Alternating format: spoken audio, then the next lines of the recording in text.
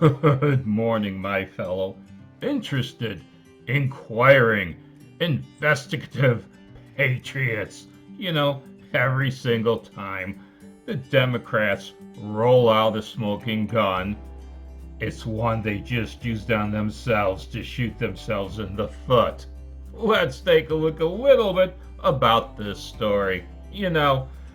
All the Democratic propaganda outlets are reporting on this today, and it doesn't put them in a very good light, does it? Let's go with CNN. The point. The dirty little secret the Mark Meadows texts reveal.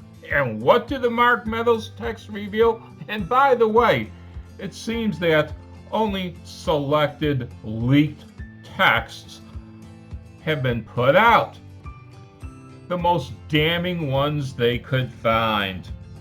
Take that into consideration. These are the texts that the Democratic shills hope will finally put an end to the evil Orange Man. From Donald Trump Jr. He's got to condemn this shit ASAP. From Laura Ingraham. This is hurting all of us. He is destroying his legacy. From Brian Kilmeade. Please get him on TV. From Sean Hannity. Ask people to leave the Capitol. A lot of these texts aren't even complete. We don't know what they mean. We don't know exactly what they mean, I should say. We don't know the text that went before or the text that went after. But what they do reveal is this was an unexpected result. President Trump wanted a peaceful demonstration on January 6th. It got out of hand.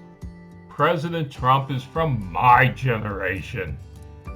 He's a boomer, a real boomer. Although it seems like nowadays anybody past the age of 40 is considered a boomer. Before we get on to President Trump's tweets on January 6th itself, take a look at what all these people are saying. This was unexpected. This was not what they wanted. What they wanted was what President Trump wanted. He wanted a peaceful demonstration.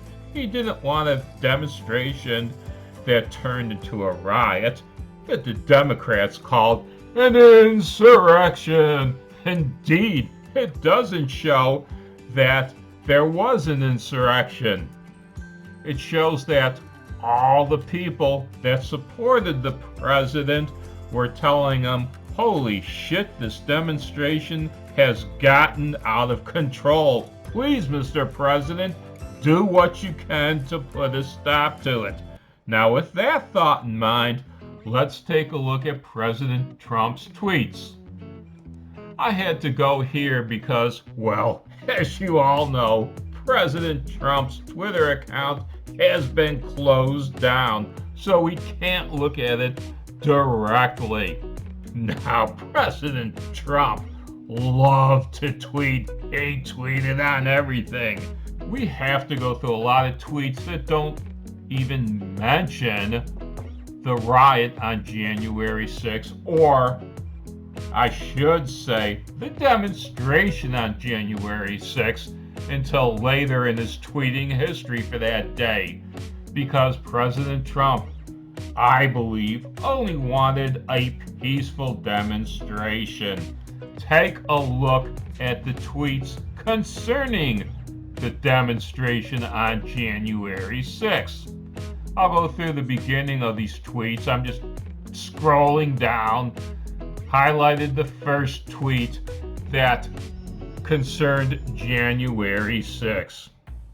Please support our Capitol Police and law enforcement. They are truly on the side of our country. Stay peaceful. You see, that clearly demonstrates President Trump's wishes for January 6th demonstrators.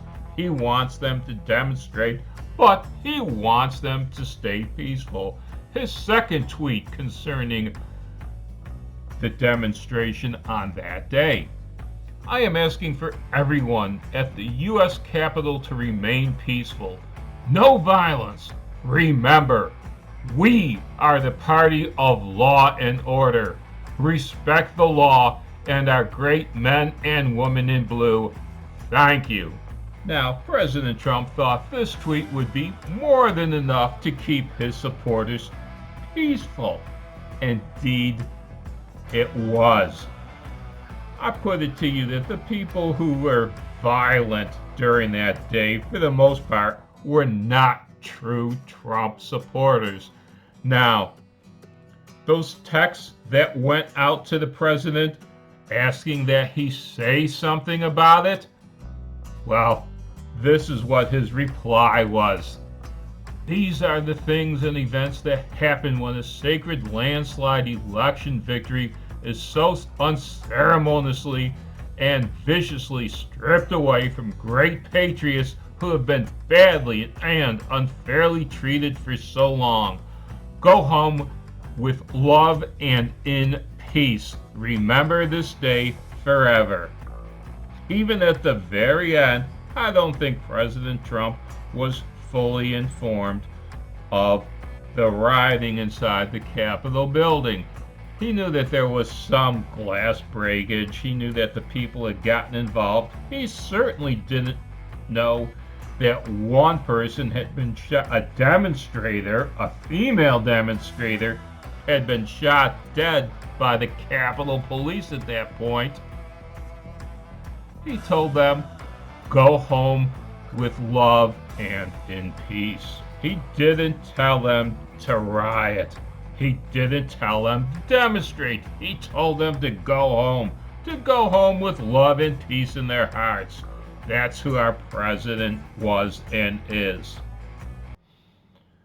President Trump is not a perfect man. In fact, I wouldn't buy a used car from him, and I wouldn't recommend that you do either. But I truly believe he loves our country. Remember, every single time he wanted to do something and the courts stopped him, he didn't do it in defiance of the courts like we've seen the former vice president do.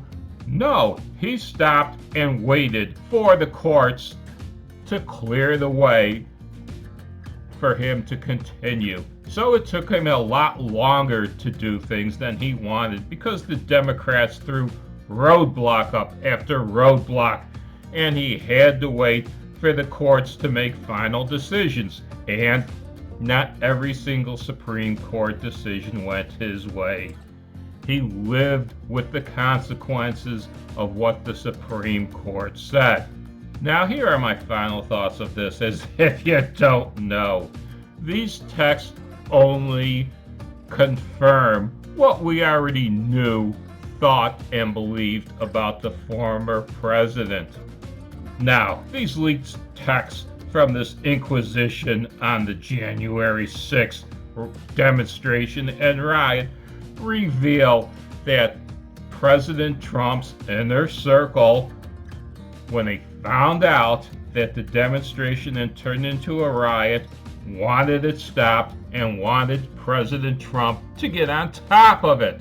Now, President Trump, being the man he was, I bet he found it hard to believe that his people could be anything but peaceful.